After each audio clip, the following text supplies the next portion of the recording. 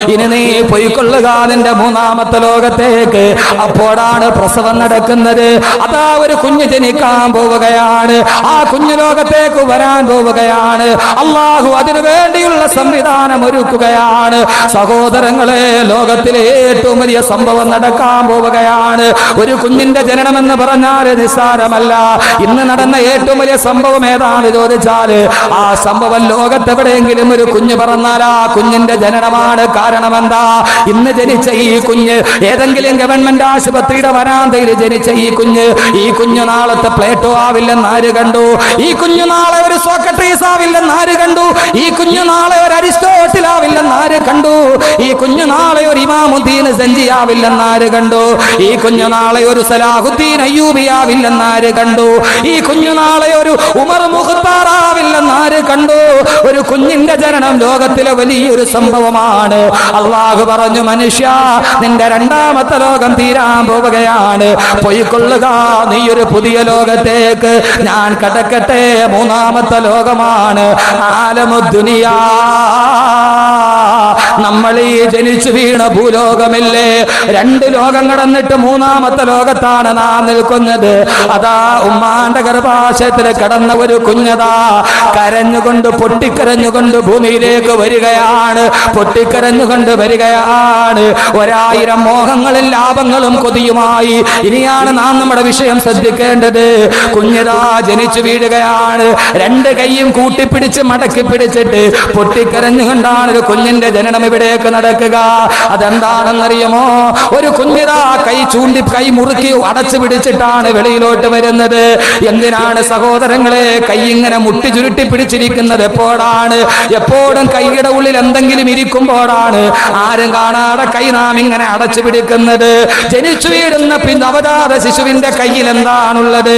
ഒന്നുമില്ലാത്ത കുഞ്ഞന്റെ കൈ ഇങ്ങനെ ചുരുട്ടി പിടിച്ചുകൊണ്ട് ലോകത്തേക്ക് കടന്നു വന്നു. അതാണ് അല്ലാഹു നമ്മോട് ചിന്തിക്കാൻ പറഞ്ഞത്. ഒരു കവി ചോദിച്ചു അത്ര, എന്തുകൊണ്ടാണ് കുഞ്ഞിങ്ങനെ കൈ മുറുകി അടച്ചു പിടിച്ചിരിക്കുന്നത്? അവന്റെ കൈക്കുള്ളിൽ എന്താണ് ഇരിക്കുന്നത്? കവി ചോദിച്ചു അത്ര കുട്ടിയോട്, മോനെ, മുത്തേ കണ്ണേ തേനെ പാലേ മുട്ടി സേ ക്യാ ഹേ ആനെ വാലാ ജിന്ദഗി കി സ്വപ്നാ ഹേ. ഏ പൊന്നു മോനെ, മുട്ടി സേ ക്യാ ഹേ, നിന്റെ കൈക്കുള്ളിൽ എന്താണ് നീ ആരും കാണാതെ ഇങ്ങനെ മടക്കി വെച്ചിരിക്കുന്നത്? ആ സമയത്ത് നവജാത ശിശു എന്നോട് മറുപടി പറഞ്ഞു അത്രേ. ഇല്ലില്ല, നവജാത ശിശു മറുപടി പറയില്ല. കവി അദ്ദേഹത്തിന്റെ ഭാവനയിൽ പറയുകയാണ്, എന്റെ കൈക്കുള്ളിൽ എന്താണെന്നറിയുമോ?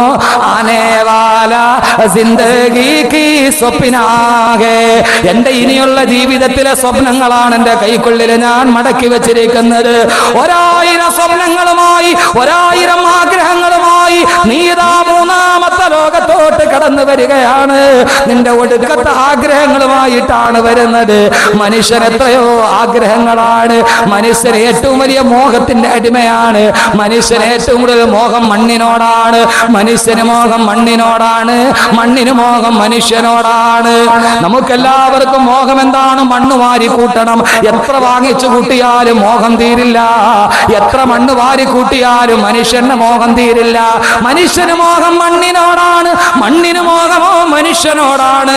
മനുഷ്യനും മണ്ണും കൂടെ മോഹത്തിന്റെ കാര്യത്തിൽ മത്സരിക്കുകയാണ്. അവസാനം കല്ലൂര് പള്ളിസ്ഥാനത്ത് കിടക്കുന്ന മണ്ണ് മോഹിക്കുന്നത് നിന്നെയാണ്. കല്ലൂര് പള്ളിക്കാട്ടിലെ മണ്ണ്, ആ മണ്ണിന് മോഹം നിന്നെയാണ്. കണ്ടോ, കൊതിയോടെ നോക്കിക്കൊണ്ട് നിൽക്കുന്നത് കണ്ടോ? രണ്ടുപേരും മനുഷ്യന് മോഹമോ മണ്ണ് പിടിച്ചടക്കാനാണ്. അവസാനം പാവം മനുഷ്യൻ അവൻ മോഹത്തിന്റെ കാര്യത്തിൽ തോക്കുകയാണ്. എല്ലാം തോട്ടവൻ പോയി മണ്ണിലും മലർന്ന് കിടക്കുമ്പോ ചെവിയിൽ വന്നിട്ട് മണ്ണ് ചോദിക്കും, എടാ ഭീരു, നീ എന്നെ മോഹിച്ചവനല്ലേ? പക്ഷേ ഇതാ നീ എന്റെ മുമ്പിൽ വന്ന് മലർന്ന് കിടക്കുകയാണ്. 1000 മോഹങ്ങളുമായി കടന്നു വരുന്ന മനുഷ്യലോകമേ, നിന്റെ ജീവിതത്തിന്റെ 3ാം ഘട്ടമാണിത്. ആലമുദ്ദുനിയാ, ആലമുദ്ദുനിയാ. ഇതാ നിന്റെ ലോകം അടുത്തു, 3ാമത്തെ ലോകമെന്ന് അള്ളാഹുവിന്റെ വിശുദ്ധ ഖുർആൻ. നമ്മൾ 3ാമത്തെ ലോകത്തെത്തി. ആ ലോകമാണ് ആലമുദ്ദുനിയ. ഇപ്പൊ നമ്മൾ ഈ നിൽക്കണ ലോകം. ഉമ്മാന്റെ ഗർഭാശയത്തിൽ നിന്ന് കരഞ്ഞോണ്ടിറങ്ങി വന്ന നമ്മൾ. അള്ളാഹു പറഞ്ഞു, നിന്റെ 2 ലോകം കഴിഞ്ഞു. ഇനി നീ എന്ത് ചെയ്യണം? ഇനിയും 2 ലോകം കൂടെ ഉണ്ട്. 4 ലോകങ്ങളുടെ ഇടയിൽ 2 ലോകം അപ്പുറം കഴിഞ്ഞുപോയി. ഇനി 2 ലോകം വരാനുണ്ട്. ഇതിന് രണ്ടിനെയും നടുക്കാണ് നമ്മളിപ്പോ ജീവിക്കുന്നത്. 2 എണ്ണം കഴിഞ്ഞുപോയി, ഇനി 2 എണ്ണം വരാനുണ്ട്. ഇത് രണ്ടിന്റെയും നടുക്കാണ് നാം ജീവിക്കുന്നത്. അള്ളാഹ് പറഞ്ഞു, നിന്റെ ഇന്നലകളെ നോക്കി ഇന്നുകളെ നന്നാക്കി നാളേക്ക് വേണ്ടി നീ കരുതിയിരിക്കുക. അള്ളാഹു തൗഫീക്ക് നൽകട്ടെ. 3ാമത്തെ ലോകത്തെത്തി. ഇനിയാണ് നമ്മുടെ റോള്. ബാക്കി 2 ലോകത്ത് നമുക്കൊരു റോളും ഇല്ല. അള്ളാഹ് തന്നെയാണ് എല്ലാം ചെയ്യുന്നത്. 3ാമത്തെ ഘട്ടത്തിലെത്തുമ്പോൾ ഇനി റോള് നമുക്കാണ്. അള്ളാഹ് നമ്മളോട് എന്ത് പറഞ്ഞു വിട്ടു? ഓരോ ലോകം കഴിയുമ്പോൾ ആയുസ് കൂടി വരും. ആലമുൽ അർവാഹിൽ എത്ര സമയം ആയുസ് കൂടി വന്ന 10 മിനിറ്റ് എല്ലാ കാര്യവും കഴിയും. ഉമ്മാന്റെ ഗർഭാശയം എന്ന് പറയുന്ന 2ാമത്തെ ലോകത്ത് വന്നപ്പോൾ ആയുസ് എത്രയാ? 9 മാസവും 10 ദിവസം. ഇപ്പൊ വളരെ അപൂർവമായിട്ട് നേരത്തെ ഇപ്പൊ നടക്കും. 9 മാസം 10 ദിവസം അങ്ങനെ തികയാറില്ല അല്ലെ? അതിന് മുമ്പ് ഓപ്പറേഷൻ ചെയ്തെടുക്കും. പണ്ടെല്ലാം മുഴുവൻ പേറായിരുന്നു, ഇപ്പൊ എല്ലാം കീറാണ്, സിസേറിയൻ. അപ്പൊ ആദ്യം 10 മിനിറ്റ്. അടുത്ത ലോകത്ത് നിന്നും ആയുസ് ഇത്രയും കൂടെ കൂടി. ഇനി അടുത്ത ലോകത്ത് വരുമ്പോ ഇത്രയും കൂടെ കൂടും. അള്ളാഹുവിന്റെ റസൂൽ പറഞ്ഞ 60-നും 70-നും ഇടയ്ക്ക് ആയുസ് കൂടി വരികയാണ്. ഇനി അടുത്ത ലോകത്ത് പോകുമ്പോൾ അതിലും കൂടും. പിന്നെ 5ാമത്തെ ലോകത്ത് ചെല്ലുമ്പോൾ ഒരു പരിധിയില്ല ആയുസ്. ഖാലിദീന ഫീഹാ അബദാ.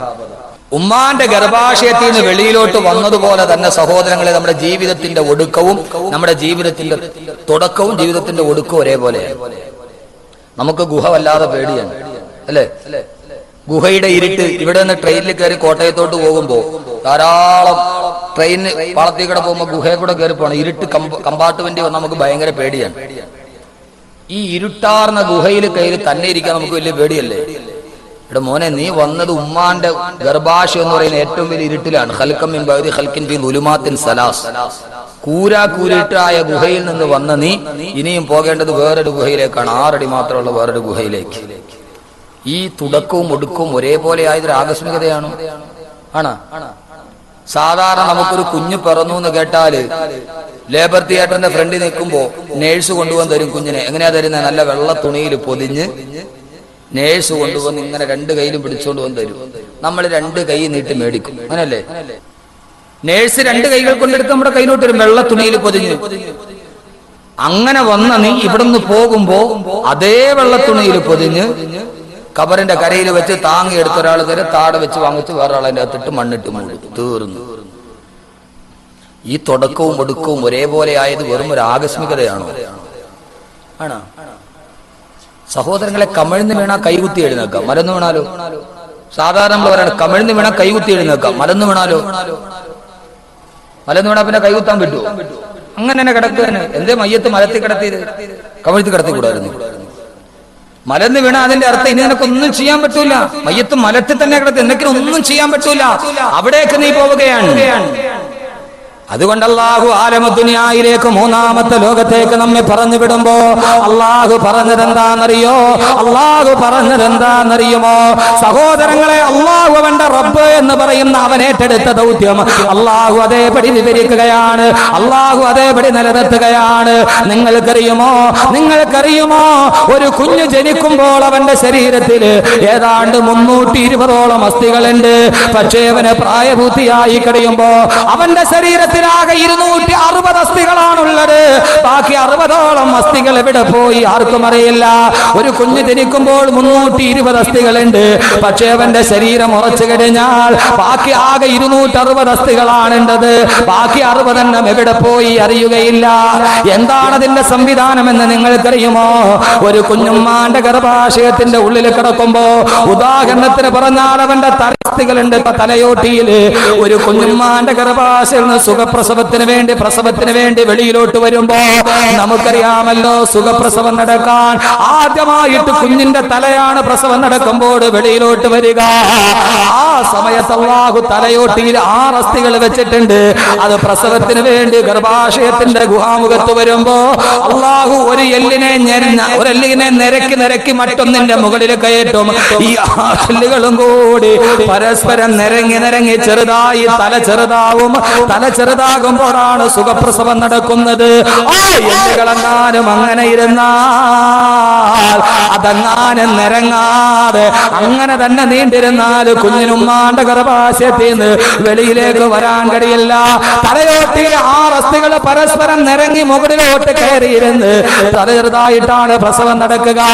അങ്ങനെ ആ കുഞ്ഞ് തല ചെറുതായി ഉമ്മാന്റെ ഗർഭാശയത്തിൽ വെളിയിൽ വന്നാലോ ഉടനെ അവന്റെ എല്ലുകൾ കൂടിച്ചേരുകയില്ല. ആവശ്യം കഴിഞ്ഞാൽ കൂടിച്ചേരുകയില്ല.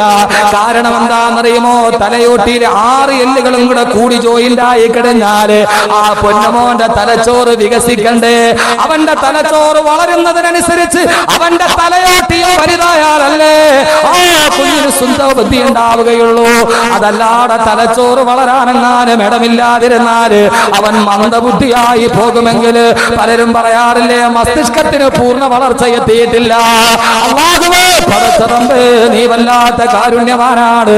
ഇത് രാത്രിയാന്ന് ഞങ്ങൾ തിരിച്ചറിഞ്ഞത് നീ വിശേഷ ബുദ്ധി തന്നത് കൊണ്ടാണ്. അതിന്റെ തലച്ചോറ് പൂർണ്ണ വളർച്ച എത്തുന്നത് വരെ തലയിലെ എല്ലുകൾ അങ്ങനെ തന്നെ ഇരിക്കും. തലച്ചോറ് പൂർണ്ണ വളർച്ചയായ 6 എല്ലുകളെയും കൂടെ യോജിപ്പിച്ചിട്ട് അല്ലാഹു വെറും 3 എല്ലുകളാക്കി കൂട്ടിവെച്ചു സുരക്ഷിതമാക്കുകയാ. കാരണം ഇനി അവൻ വലിയ തലയിൽ ചുമടെടുക്കാനുള്ളവനാണ്. പഴയ പോലെ ദുർബലമായ അസ്ഥികളാണെങ്കിൽ പറ്റില്ല. അവൻ വീണാല് താങ്ങേണ്ട അസ്ഥികളാക്കി അല്ലാഹു ശക്തിയുള്ളതാക്കി വെക്കുമ്പോ എത്രയോ സംവിധാനങ്ങളാണ് തമ്പുരാൻ ചെയ്യുന്നതെന്നറിയുമോ? അവനല്ലാതെ മറ്റാർക്കെങ്കിലും ഇത് ചെയ്യാൻ കഴിയുമോ? അല്ലാഹു പറഞ്ഞു, ഇങ്ങനെയൊക്കെ സംവിധാനം ചെയ്ത് നിന്നെ ഞാനിതാ ഭൂമിയിലേക്ക് വിടുകയാണ്. എന്നിട്ട് അല്ലാഹു നമ്മളോടൊരു കാര്യവും കൂടി പറഞ്ഞു, ഈ ഭൂമിയിൽ നീ താമസിക്കേണ്ടത് എത്രയാ? വളരെ പരിമിതമായ കാലഘട്ടമാണ്. നിന്റെ 3-ാം ലോകത്ത് നീ താമസിക്കേണ്ടത്. എന്നിട്ട് അല്ലാഹു നമ്മളോട് പറഞ്ഞതെന്താ? വത്തഖൂ യൗമൻ തുർജഊന ഫീഹി ഇലല്ലാഹ്. വത്തഖൂ യൗമൻ, ഒരു ദിവസത്തെ നിങ്ങൾ ഓർത്തു വെക്കണേ. തുർജഊന ഫീഹി ഇലല്ലാഹ്. അല്ലാഹു നിങ്ങളെ അവന്റെ അടുക്കലേക്ക് തിരിച്ചു വിളിക്കുന്ന ഒരു ദിവസത്തെ ഓർത്തുകൊണ്ടല്ലാതെ നിങ്ങൾ ഇനി ഭൂലോകത്ത് ജീവിച്ചിരിക്കരുതേ. 3-ാമത്തെ ലോകത്ത് വന്നു അല്ലാഹു നമുക്കൊരു നിർദ്ദേശവും തന്നു. എന്താ നിർദ്ദേശം? വത്തഖൂ യൗമൻ തുർജഊന ഫീഹി ഇലല്ലാഹ്. അല്ലാഹുവിലേക്ക് നിങ്ങളെ തിരിച്ചു വിളിക്കുന്ന ഒരു ദിവസമുണ്ട്. ആ ദിവസത്തെ നിങ്ങൾ ഓർക്കണം. അല്ലാഹു തൗഫീഖ് നൽകട്ടെ. അല്ലാഹു തൗഫീഖ് നൽകട്ടെ. അപ്പൊ ഇനി നമ്മുടെ ജോലി എന്താ? ഈ കാണുന്ന ലോകത്ത് സഹോദരങ്ങളെ 2 ലോകം നമ്മൾ കണ്ടിട്ടില്ല. ഇതിനു മുമ്പ് കടന്നു വന്ന 2 ലോകം കണ്ടിട്ടില്ല. ഇനിയുള്ള 2 ലോകം കാണാൻ പോണതേ ഉള്ളൂ.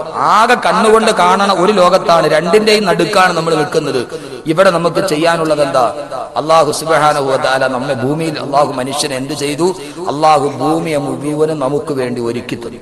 അല്ലാഹു ഭൂമിയെ മുഴുവനും നമുക്ക് വേണ്ടി ഒരുക്കി തന്നു. എന്നിട്ട് പറഞ്ഞു, എന്റെ അതിഥിയായിട്ട് നീ ഇവിടെ താമസിച്ചു. അല്ലാഹു പറഞ്ഞു, തുർജഊന ഫീഹി ഇലല്ലാഹ്, നിന്നെ അല്ലാഹുവിലേക്ക് തിരിച്ചു വിളിക്കും. അല്ലാഹു വിളിക്കൂന്നല്ല പറഞ്ഞ, തിരിച്ചു വിളിക്കൂന്നാ പറഞ്ഞത്. കാരണം എന്താ? തിരിച്ചു വിളിക്കുക എന്ന് പറഞ്ഞാൽ എങ്ങനെയാ തിരിച്ചു വിളിക്കണേ? നമ്മുടെ അടുത്തുനിന്ന് പോയ ആളെ തിരിച്ചു വിളിക്കാൻ പറ്റുള്ളൂ. അല്ലാതെ വെറുതെ ഒരുത്തരെ തിരിച്ചു വിളിക്കാൻ പറ്റൂ? അയാളെ വിളിക്കാനല്ലേ പറ്റുള്ളൂ. അല്ലാഹു പറഞ്ഞു തുർജഊന ഫീഹി ഇലല്ലാഹ്. റജഅ എന്ന് പറഞ്ഞാൽ അതിന്റെ അർത്ഥം മടങ്ങി എന്നാണ്. നമ്മുടെ അടുത്തുനിന്ന് പോയ ആളെ തിരിച്ചു വിളിക്കാൻ പറ്റുള്ളൂ. ഇപ്പൊ അംബാസഡറിനെ തിരിച്ചു വിളിക്കും, സൗദി അംബാസഡറിനെ തിരിച്ചു വിളിക്കും. കാരണം അയാൾ സൗദിയിൽ നിന്ന് വന്നതാണ്. അപ്പൊ അല്ലാഹു നമ്മളെ തിരിച്ചു വിളിക്കുന്നു. എവിടേക്ക് തിരിച്ചു വിളിക്കുന്ന? ഇൻഷാ അല്ലാഹ് നമുക്ക് ഇന്ന് അത് ചർച്ച ചെയ്യാം. അല്ലാഹു തൗഫീഖ് നൽകട്ടെ. 1-2 ഉപദേശങ്ങൾ, അതിനുശേഷം നമുക്ക് ബാക്കി കാര്യങ്ങളിലോട്ട് കിടക്കാം. നമ്മളെ തിരിച്ചു വിളിക്കും. എവിടേക്ക്? നമ്മളിപ്പോ എവിടെ നിന്ന് വന്നവരാ? നമ്മളിപ്പോ എവിടെ നിന്നാ വന്നേ? ആദ്യ മനുഷ്യനെ അല്ലാഹു സൃഷ്ടിച്ചത് എവിടെയാ? സ്വർഗത്തിൽ, അല്ലേ? ആദം നബിയെയും ഹവ്വാ ബീവിയും അല്ലാഹു സ്വർഗത്തിൽ സൃഷ്ടിച്ചു. ചുരുക്കി പറയാം. എന്നിട്ട് ആദമിനോട് ഹവ്വായോടും പറഞ്ഞു, വയാ ആദമുസ്കുൻ അന്ത വസൗജുക്കൽ ജന്ന. ഓ ആദമേ, നീയും നിന്റെ ഭാര്യയും കൂടി ഈ സ്വർഗത്തിൽ താമസിച്ചു. എന്നിട്ട് അല്ലാഹു പറഞ്ഞു, സ്വർഗത്തിൽ എന്ത് വേണമെങ്കിലും നിങ്ങൾ തിന്നോ, വലാ തഖറബാ ഹാദിഹി ശജറ. ഈ വൃക്ഷത്തിലെ പഴം മാത്രം തിന്നാൻ പാടില്ല. അത് തിന്നാൻ കൊള്ളാത്ത പഴമായതുകൊണ്ടല്ല. അല്ലാഹു പറഞ്ഞു, എല്ലാം തിന്നോ, ഇത് മാത്രം തിന്നരുത് എന്ന് പറഞ്ഞതിന്റെ അർത്ഥം എന്താ? അള്ളാഹ് മനുഷ്യനെ പരീക്ഷിച്ചതാണ്. എല്ലാം മുമ്പിൽ കൊടുത്തിട്ട് അള്ളാഹ് ഇത് തിന്നോ, ഇത് തിന്നാൻ പാടില്ല എന്ന് പറഞ്ഞാൽ തന്റെ റബ്ബ് പറഞ്ഞ കാരണത്താൽ മനുഷ്യൻ അത് തിന്നാതിരിക്കുമോ എന്നുള്ള പരീക്ഷിച്ചു. മനുഷ്യൻ പരീക്ഷണത്തിൽ തോറ്റുപോയി എന്നാണ് ചരിത്രം. ഖുർആൻ സൂറത്തുൽ അഅറാഫ്. ദുനിയാവിലും അങ്ങനെയാണ്. നീ എല്ലാം തിന്നോ, പക്ഷേ പലിശ തിന്നരുത്. നീ എന്ത് വേണമെങ്കിലും കുടിച്ചോ, പക്ഷെ കള്ളു കുടിക്കരുത്. നീ എന്ത് വേണമെങ്കിലും കളിച്ചോ, പക്ഷെ ചീട്ട് കളിക്കരുത്. ദുനിയാവിൽ അല്ലാഹു അതേ നിയമമാണ് തന്നത്. അല്ലാഹു പറയുന്നത് എന്ത് വേണമെങ്കിലും ചെയ്തോ, പക്ഷെ ഇത് മാത്രം ചെയ്യാൻ പാടില്ല.